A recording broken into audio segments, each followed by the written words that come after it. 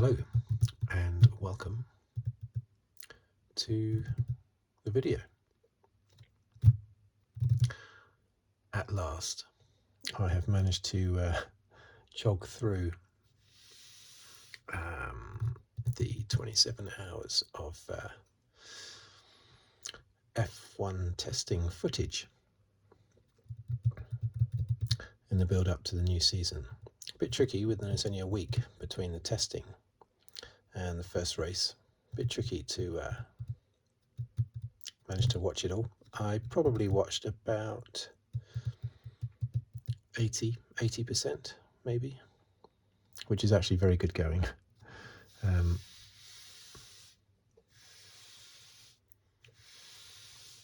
had to do some fast forwarding,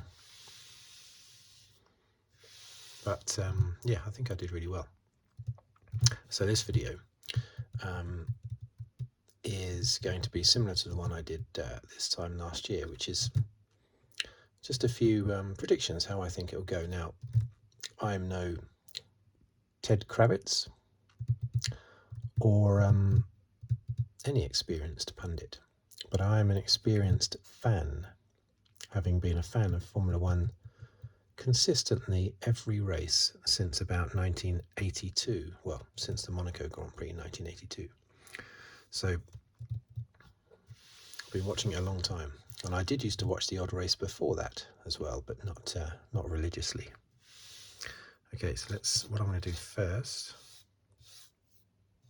is get rid of that little bit of grit.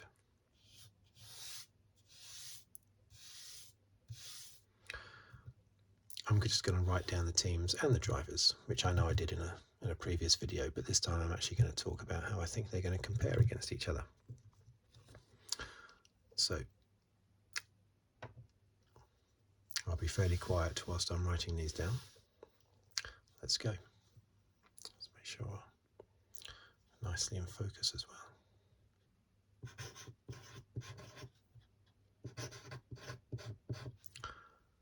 So it's Redbull. Drivers.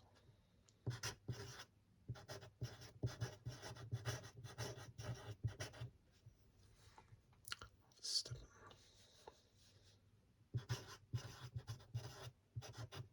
Perez.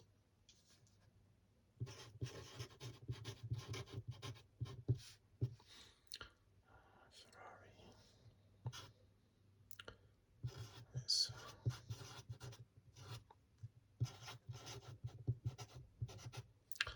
McLaren and Sainz.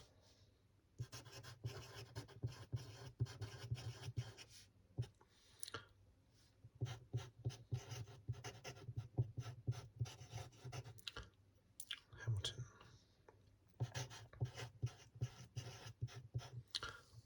Russell and the Mercedes.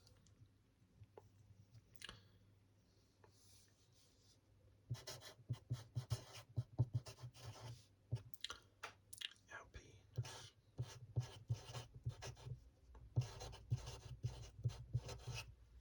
Ocon. Gasly.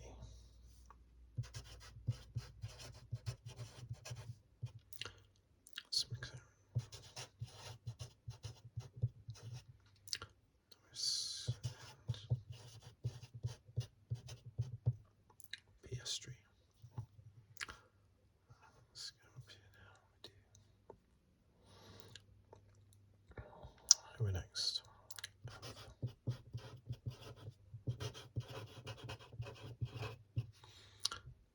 Ferrari. Bottas. One new. We have Hess.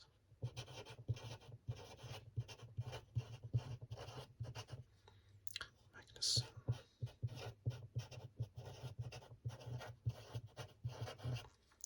Hulkenberg.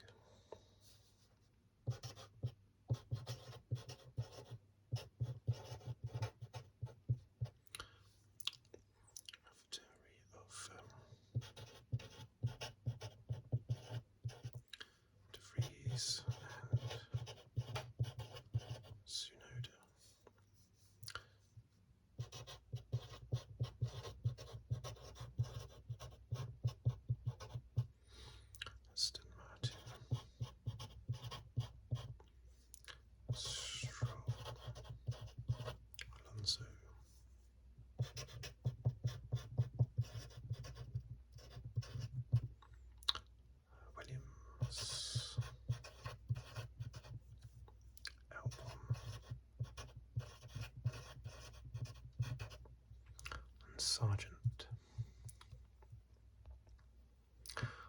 Okay.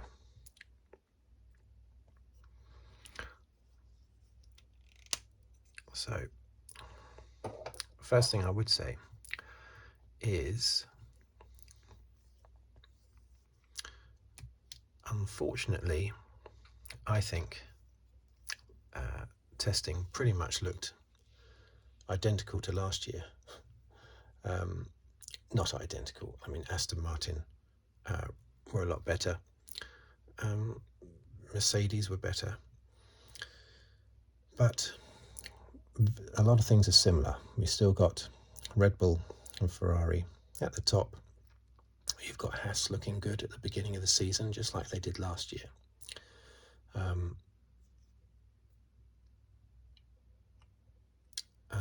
And I suppose you could say that Alfa Romeo don't look as good as they did at the start of last season, although Bottas put in a good lap right at the end of testing. Williams, again, just like last year, showing promise, with everyone saying, oh, they might still start at the back, but they're going to be better.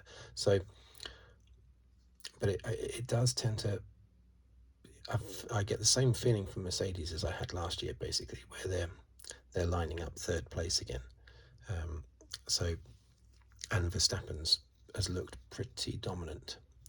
So I'm hoping it's not the case, but it seems very similar. So that leads me on to Verstappen and Perez. I think the gap between them is going to increase this year.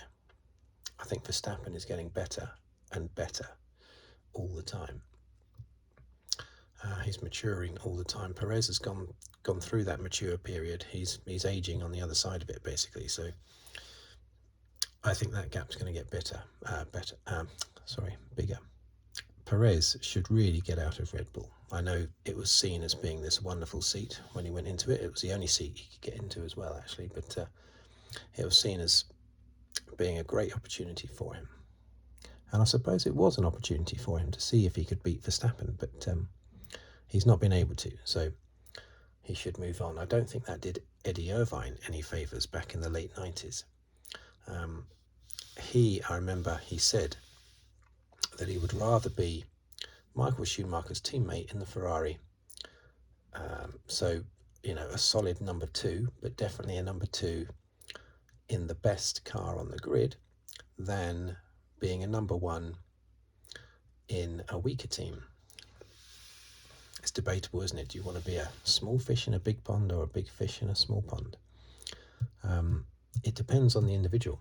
I think someone like, for instance, Gasly, I think he shines more as a big fish in a small pond.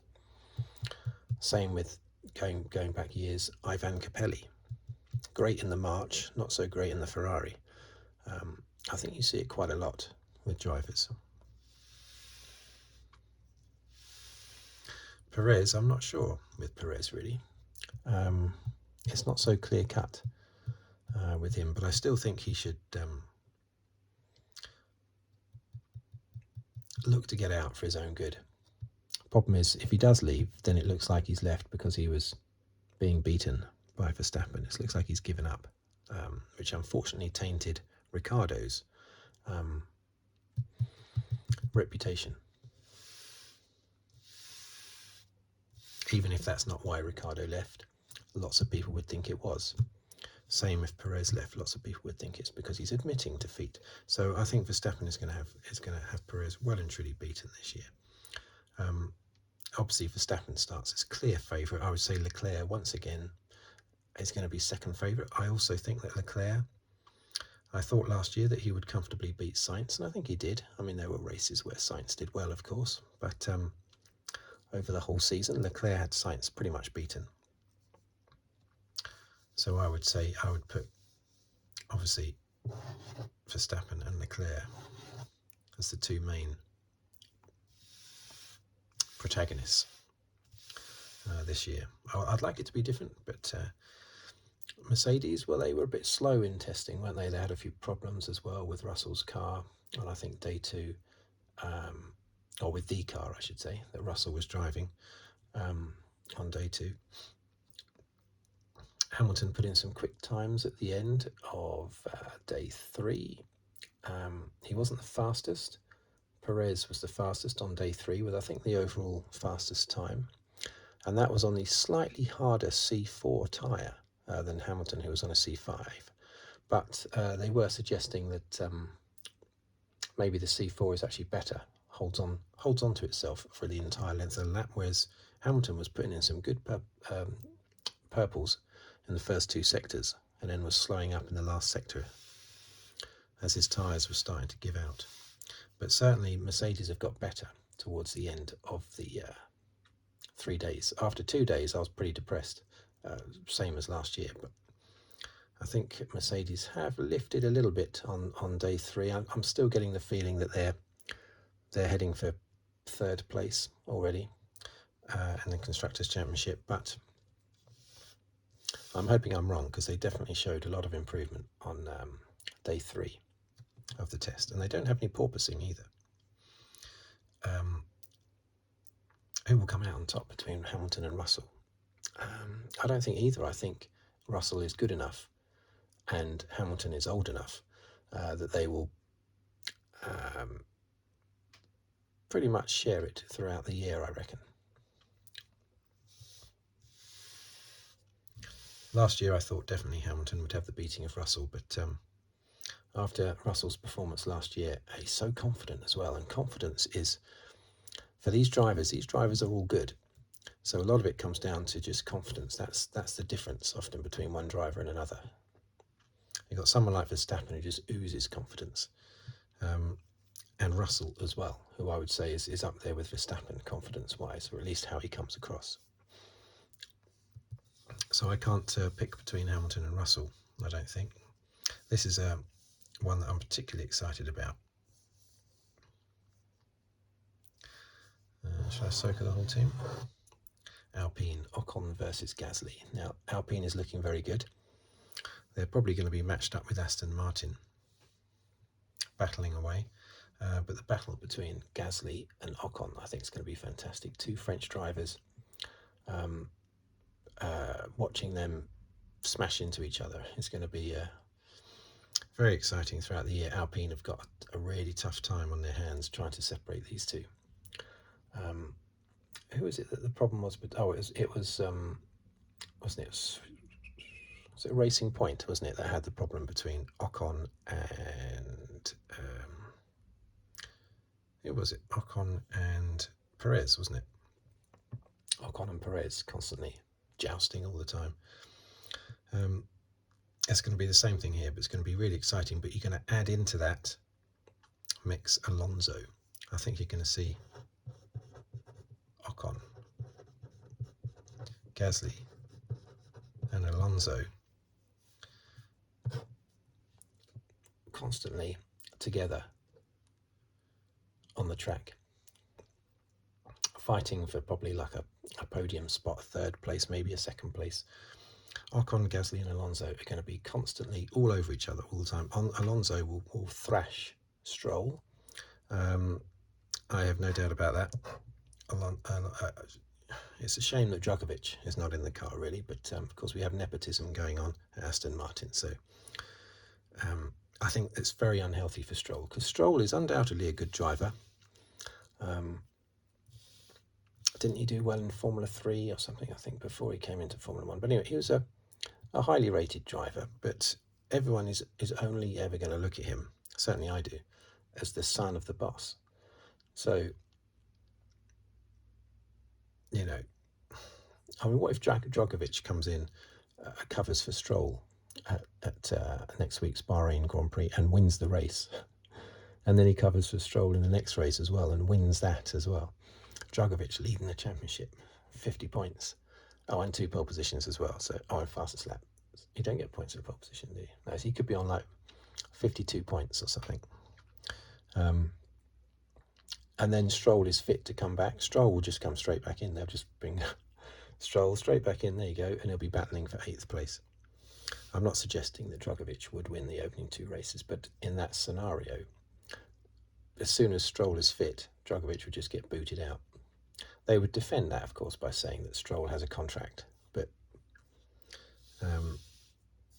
even if he didn't, Djokovic would still get booted out. It's going to be strange there, actually, at Aston Martin, because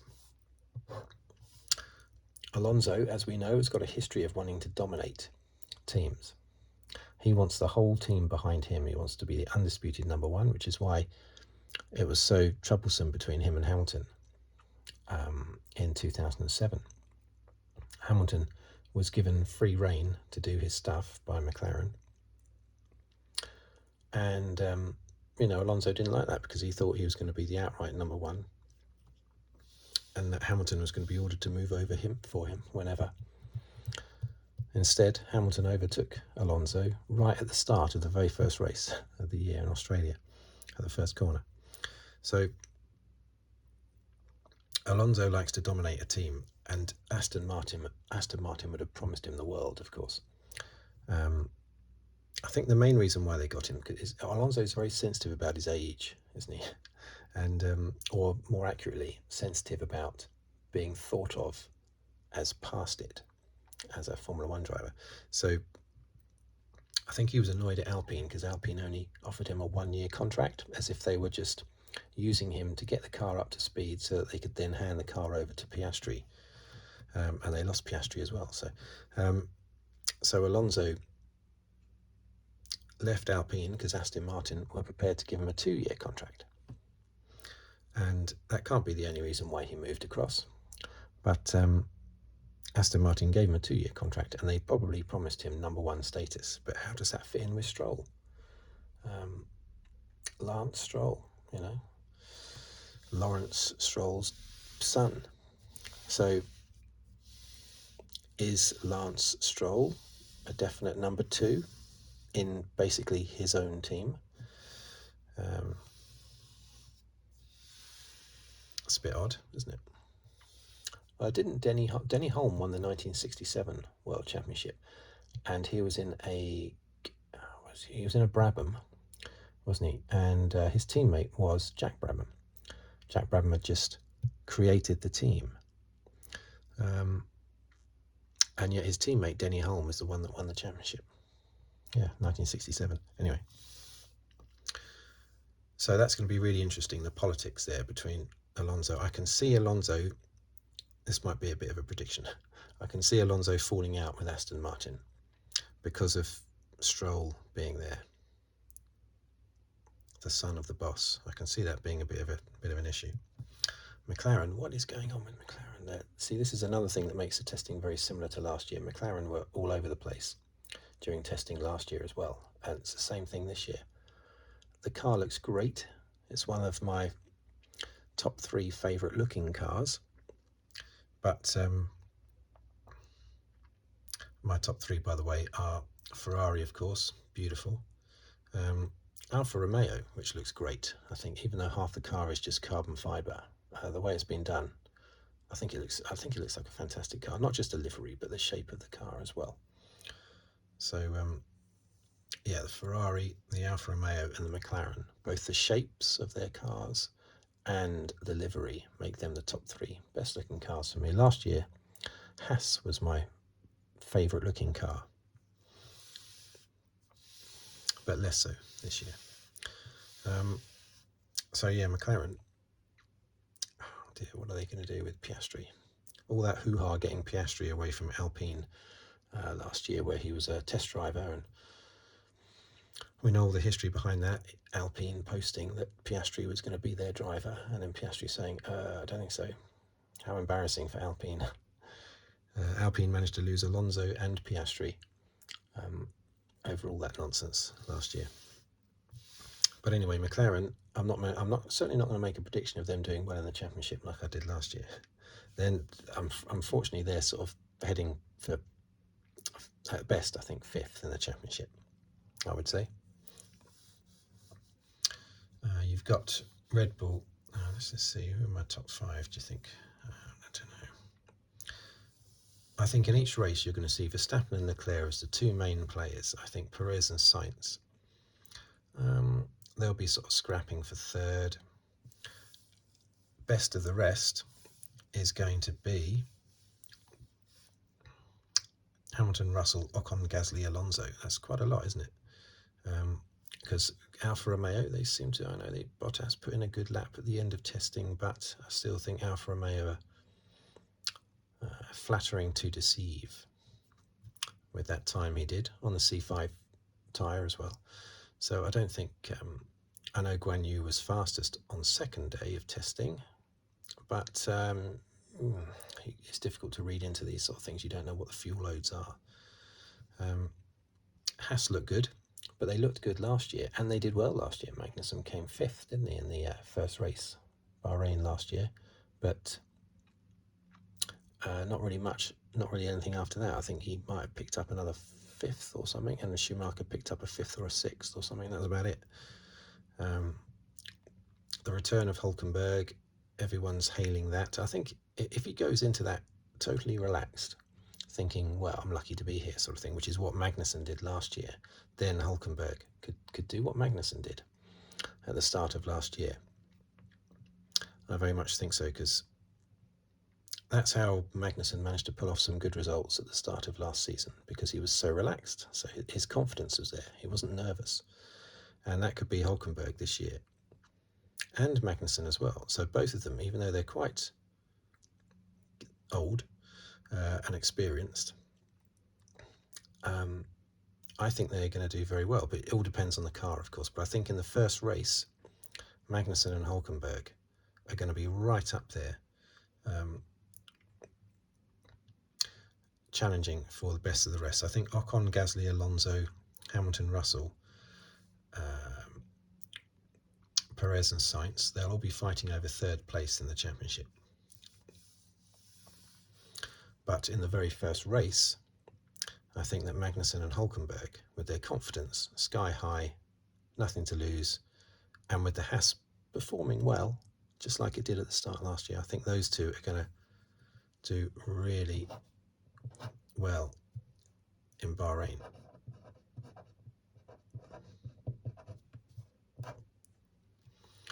Nick de Vries, the Dutch guy, yeah, he's 3 years older than Verstappen. I haven't double-checked that online, but I did hear that recently. 3 years older than Verstappen, double world champion Max Verstappen, winner of about 30 Grand Prix. So better late than never for de Vries, I guess. But he of course took part in the Italian Grand Prix last year, came 9th in a Williams, the only points that Williams scored all year, I think. So that was a fantastic performance by de Vries. So we're looking for great things from him. I already talked about Aston Martin. Alonso looks really exciting in the Aston Martin. Williams, they're going to be at the back again. Talk of them closing the gap, but that was the same last year. So Sargent looks good. I think Albon and Sargent, they'll be a good match for each other. But, you know, Sargent's no Latifi, basically. I think he'll do very well. But he'll do very well as regards competing with Albon at the back, maybe battling with Alfa Romeo and Guan Yu. So I think you've got Red Bull and Ferrari, and then you've got a line. I hope there isn't a line there, but all you can talk about is what you can see at the moment. And then you've got Mercedes, Aston Martin,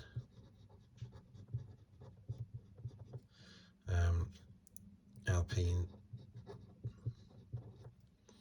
and I don't know if Haas is. I don't see Haas as a high performer throughout the season, but I'll still put them in there like that, maybe. And then, unfortunately, the way it looks is that you've got another line, and then you've got McLaren and Alfa Romeo, and then Williams. I think McLaren have just... Hang a minute, have I missed off a team? Oh, AlphaTauri, of course, as well. Oh dear, where do I put AlphaTauri then? I would put AlphaTauri... maybe just... I'm going to squeeze AlphaTauri in there, just below Alfa Romeo. So this is going to be where all the excitement is next year. It's going to be Ocon, Gasly, Alonso, and less so Stroll, I have to say. Ocon, Gasly, Alonso. Scrapping it out, nipping at Mercedes' heels, but I want Mercedes obviously to close that gap, which they could well do. They seem to be starting in a better position, but they couldn't start in much worse a position, could they really? So as far as the championship's concerned, it's got to be Verstappen as the favourite. I would put Leclerc as the second favourite. In my view, one of those two will win the championship. And then it's between Perez, Sainz, Hamilton, Russell for third, because I don't think the Ocon, Gasly and Alonso trio can keep up all year, I don't think. I think the Mercedes will improve, and the Red Bull and the Ferrari are too good to hold Perez and Sainz back. So it'll be between Perez, Sainz, Hamilton and Russell for third. Not much of a clever prediction, of course, because it's just basically saying what it was last year.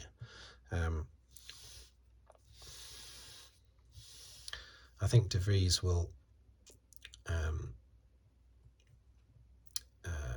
comfortably beat Tsunoda. Of course, Alonso will beat Stroll. These two paired off against each other, I think. I can't see anything between them. Albon, Sargent, Hamilton and Russell, the same as well. Ocon and Gasly. Yeah, I mentioned their ding-dong battle this year, didn't I? But I haven't said who I thought would do better. For me, they are very, very similar in talent and feistiness on the track. So it's going to be close between Ocon and Gasly all year long. Norris and Piastri driving at the back in their McLarens. That is potentially the best driver lineup. Norris and Piastri. It's a fantastically strong lineup. So long as Piastri clicks in the McLaren, some drivers just don't look at Stoffel Van Dorn. They come into Formula One like gods, and then they just don't click. So, but hopefully, and that happened with Magnussen's dad as well, didn't it? Yeah, Jan Magnussen. He came into Formula One on a massive high, and didn't do anything at all. So Norris and Piastri, I suppose Norris, I'd put Norris on top just from experience. Basically, just from experience. But when I look at Piastri, I tend to see Leclerc and how they performed in F2. Piastri and Leclerc are very similar. So that would be a really interesting battle between Norris and Piastri. But it's going to be very much midfield battle.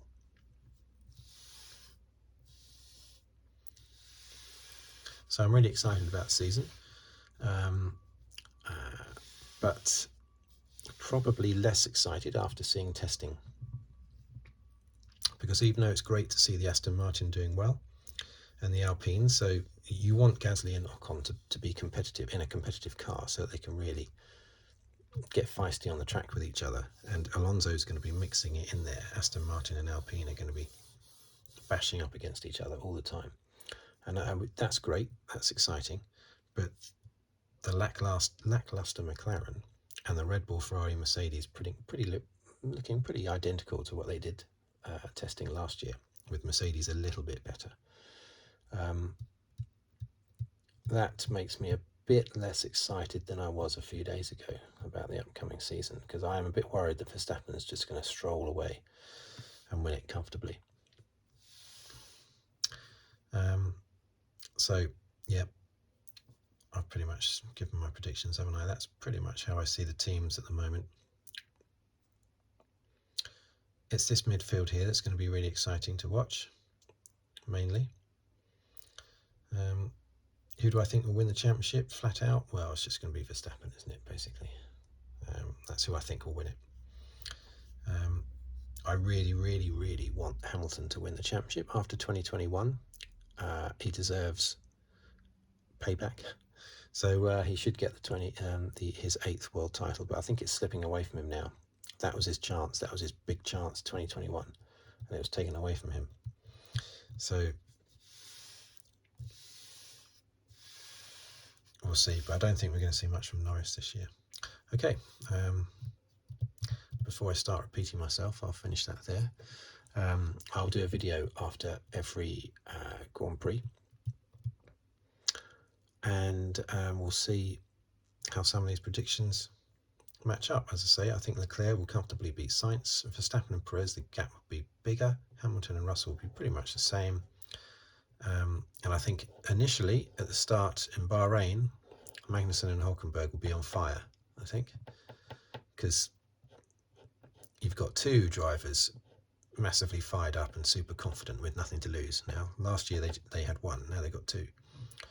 I don't think AlphaTauri can do much. Alonso,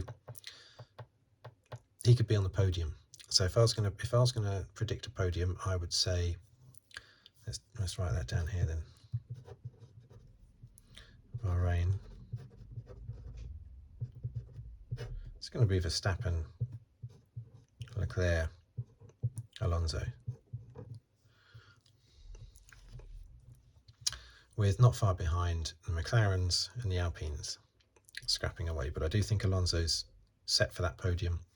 I know I keep ignoring Perez and Sainz, don't I? But I still think Alonso will get in there ahead of Perez, Sainz, the Mercedes, Ocon, and Gasly, basically. Alonso, third spot. Right. Thank you very much for watching. Thank you very much for listening. And we'll see what happens in the upcoming Grand Prix. I'll see you a few days after that race. Thank you very much.